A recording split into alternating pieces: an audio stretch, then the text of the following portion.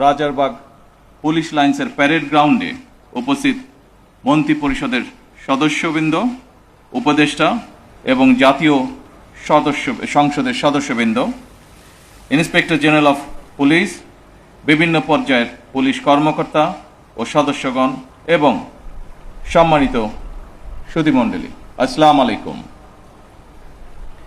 এই সেই ঐতিহাসিক রাজারবাগ পুলিশ লাইন 1971 সালের 25শে মার্চ রাতে, যেখানে ঘুমন্ত পুলিশ সদস্যদের উপরে হানাদার বাহিনী অপারেশন সার্চ লাইটের নামে বর্বর হামলা চালিয়ে শত শত পুলিশ সদস্যকে হত্যা করেছিল।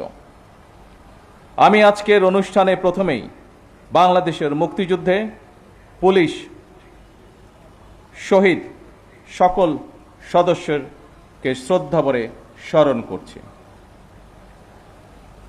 শুধুমাত্র স্মরণের মধ্যে দিয়েই আপনাদের আমাদের দায়িত্ব শেষ হয়ে যায় না। বাংলাদেশের স্বাধীনতা অর্জনের জন্য যে সকল শহীদ পুলিশ সদস্য আত্মত্যাগ করেছিলেন, যে কোনো মূল্যে সেই স্বাধীনতা রক্ষা করা আমাদের পবিত্র দায়িত্ব। এই বাংলাদেশে আর কোনো ফ্যাসিবাদ স্বৈরাচার যেন পুলিশ সদস্যদেরকে দেশ এবং জনগণের স্বাধীনতার বিরুদ্ধে ব্যবহার করতে সক্ষম না হয়।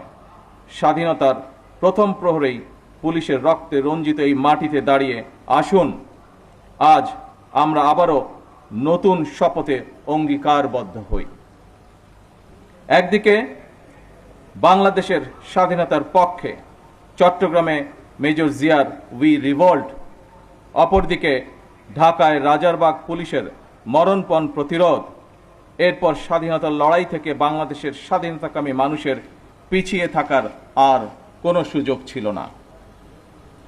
তবে মুক্তিযুদ্ধকালীন প্রজন্ম থেকে শুরু করে আজ পর্যন্ত, অর্থাৎ মুক্তিযুদ্ধ পরবর্তী প্রজন্ম, আমরা যারা ইতিহাস পড়ে কিংবা বীর মুক্তিযোদ্ধাদের প্রত্যক্ষ অভিজ্ঞতা শুনে মুক্তিযুদ্ধ সম্পর্কে জেনেছি, তাদের মনে মুক্তিযুদ্ধকালীন ইতিহাস নিয়ে এখনো কিছু প্রশ্ন হয়তো রয়েছে। 1971 সালের উত্তাল মার্চে জনগণ যখন স্বাধীনতাকামী মানুষের মনে টান টান উত্তেজনা, এমন পরিস্থিতিতে তৎকালীন পশ্চিম পাকিস্তান থেকে যখন ঢাকায় প্রতিদিন হাজার হাজার সৈন্য জড়ো করা হচ্ছিল, এমন পরিস্থিতিতে সকল পুলিশ সদস্যদেরকে রাজারবাগ পুলিশ লাইন্সে একসঙ্গে জড়ো করে রাখার পেছনে তৎকালীন রাজনৈতিক নেতৃত্বের কি যুক্তি বা কৌশল কাজ করেছিল, বাংলাদেশের স্বাধীনতা এবং মুক্তিযুদ্ধ সম্পর্কে যারা এখনো গবেষণা করছেন, এটি এখন তাদের জন্য একটি গবেষণার বিষয় হতে পারে বলে আমি মনে করি। উপস্থিত পুলিশ কর্মকর্তা এবং সদস্যবৃন্দ, আনন্দঘন আয়োজনে এতক্ষণ আপনাদের বর্ণিল প্যারেড সকলে উপভোগ করেছে। আমার কাছে এটি শুধু একটি আনুষ্ঠানিকতা মনে হয়নি, বরং এটি ছিল পুলিশ সদস্যদের শৃঙ্খলা, আত্মমর্যাদা, দায়িত্ববোধ এবং সুন্দর ভবিষ্যতের দিকে দৃপ্ত পায়ে এগিয়ে চলার অবিচল অঙ্গীকারের বহিঃপ্রকাশ। দীর্ঘ 1.5 দশকেরও বেশি সময় ধরে ফ্যাসিবাদ বিরোধী আন্দোলনের সংগ্রামের ধারাবাহিকতায় 2024 সালে ছাত্র জনতার এক রক্তক্ষয়ী গণ অভ্যুত্থানের পরে দেশের স্বাধীনতাপ্রিয় গণতান্ত্রিকামী মানুষের আকাঙ্ক্ষার প্রতিফলন হচ্ছে জনগণের রায় গঠিত বর্তমান সরকার। বছরের পর বছর ধরে অসংখ্য হামলা মামলা শিকার, নিপীড়িত, নির্যাতিত অধিকারহারা মানুষ। বর্তমান গণতান্ত্রিক সরকারের সময় শান্তি এবং নিরাপত্তা চায় জনগণ। দেশের জনগণের শান্তি এবং নিরাপত্তা নিশ্চিত করা আপনাদের কার্যক্রম, অর্থাৎ পুলিশের ভূমিকার উপরেই সবচেয়ে বেশি নির্ভরশীল। আপনারা জনগণের জানমালের নিরাপত্তা নিশ্চিত করতে সাধ্য এবং সামর্থ্যের সবটুকু দিয়ে চেষ্টা করবেন, এটি আপনাদের কাছে বর্তমান সরকারের প্রত্যাশা।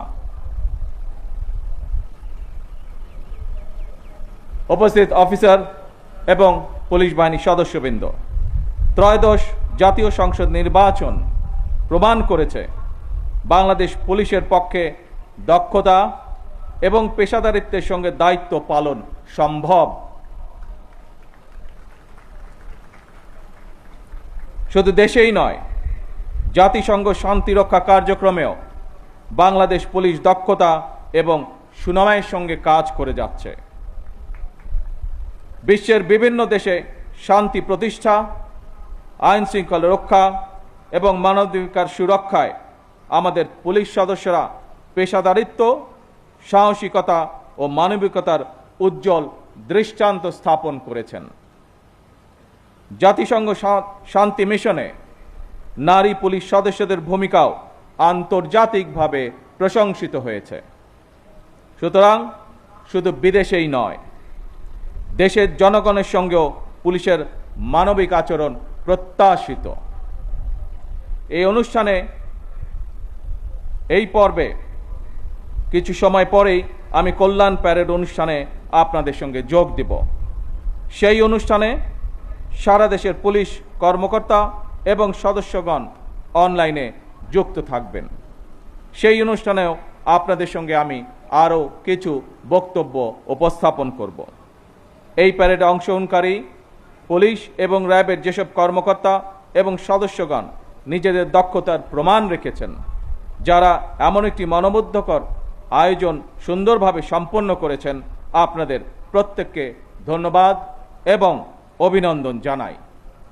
বাংলাদেশ পুলিশ সপ্তাহ 2026-এর সার্বিক সাফল্য কামনা করছি। আল্লাহ হাফেজ। বাংলাদেশ জিন্দাবাদ।